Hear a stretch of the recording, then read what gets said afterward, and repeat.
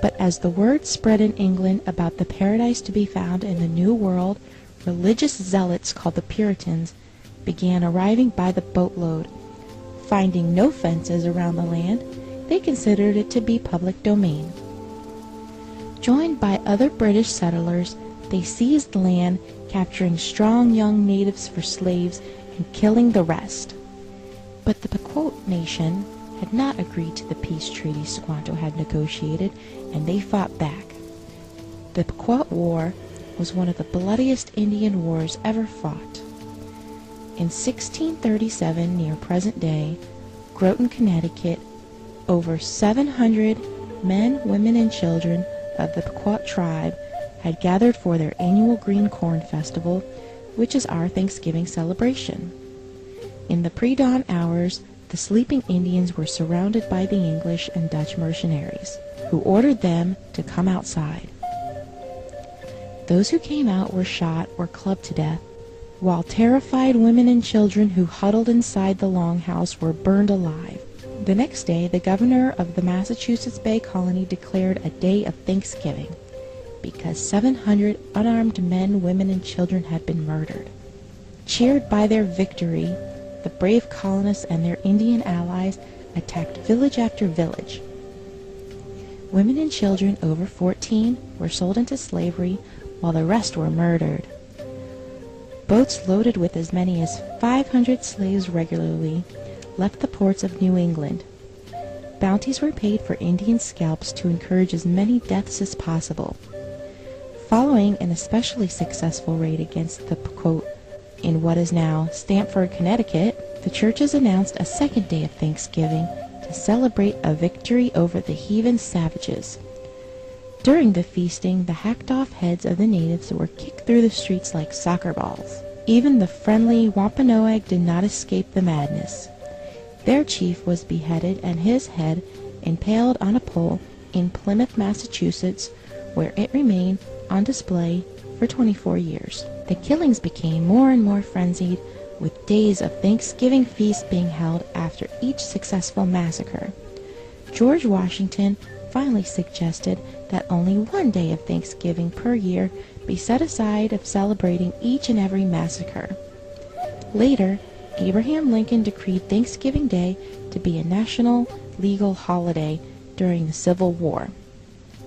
On the same day, he ordered troops to march against the starving Sioux in Minnesota.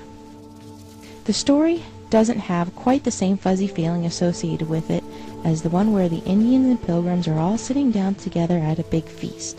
But we need to learn our true history so it won't ever be repeated. This Thanksgiving, when you gather with your loved ones to thank your Creator for all your blessings, think about the people who only wanted to live their lives and raise their families.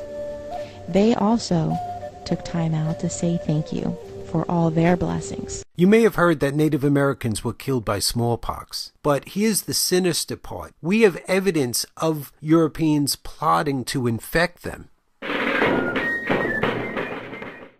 I found this information on the website called The Straight Dope. You can see the links in the video description. Here's the actual communication. You're looking at a picture of the letter where they conspired to use germ warfare in order to exterminate Native Americans. They uncovered these letters where they actually plot biological warfare in order to exterminate Native Americans. Amherst first raised the possibility of giving the Indians infected blankets in a letter to Colonel Henry Bouquet, who would lead reinforcements to Fort Pitt. Bouquet discussed the matter in a postscript to a letter to Amherst on July 13, 1763. Here's a smoking gun. P.S. I would try to inoculate the Indians by means of blankets that may fall in their hands, taking care, however, not to get the disease myself. As it is a pity to oppose good men against them, I wish we could make use of this Spaniards' method and hunt them with English dogs, supported by rangers and some light horse, who I think would effectively extirpate or remove that vermin. Extirpate, exterminate, by giving them disease. On July 16th, Amherst replied, also in a postscript, P.S. You will do well to try to inoculate the Indians by means of blankets, as well as to try every other method that can serve to extirpate this execrable race. I should be very glad your scheme for hunting them down with dogs could take effect, but England is at too great a distance to think of that at the present. On July 26th, Bouquet wrote back, I received yesterday your Excellency's letters of 16th with your enclosures. The signal for Indian messengers and all of your directions will be observed. Extirpating, which means exterminating, Native Americans. This video is part 2 of a video criticizing Jesse Waters for mocking the idea that Europeans exterminated Native Americans. Let me get this straight, Bob. America's founding fathers, they came over here, colonized America, made it the great land that we are today. You're saying they exterminated a whole race of people? Jesse, you must have been educated You in don't Chicago. really believe that, You do must you? have. He was incredulously saying, the founding fathers did this? Yeah, well, you can read Thomas Jefferson's own words where he talks about exterminating Native Americans. If we are constrained to lift the hatchet against any tribe, we will never lay it down until that tribe is exterminated or driven beyond the Mississippi. Thomas Jefferson to Secretary of War General Henry Dearborn, August 28, 1807.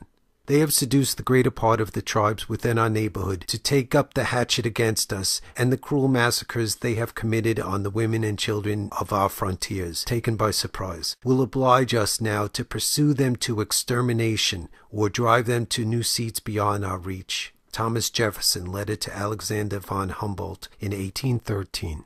I'll have more to say about Jesse Waters in part 1. When that's available, it will be right here. Until then, here's 2 good videos, one about drones and one about drones, but how NBC suppresses a key part of the protest against these drones.